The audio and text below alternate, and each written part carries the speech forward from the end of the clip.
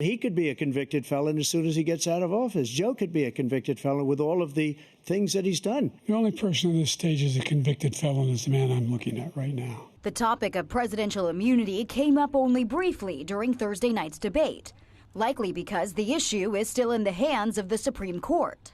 The justices traditionally like to get out of town by July, but they'll be back on Monday as they work to finalize their ruling on this question.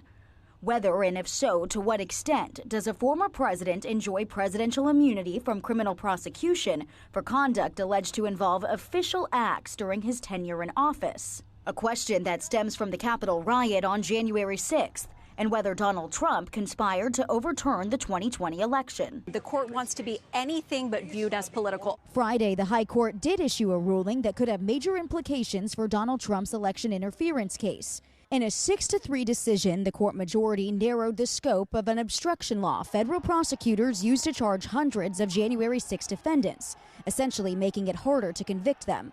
Trump was not part of this appeal to the High Court, but also faces an obstruction charge. For Trump, what a day. I mean, his nominees put the court over the top in delivering the coup de grace on Chevron, and then they just knocked out hundreds of these convictions for January 6th. The court says Monday will be its last day in session this term, so that's when we'll expect to get their blockbuster ruling on presidential immunity.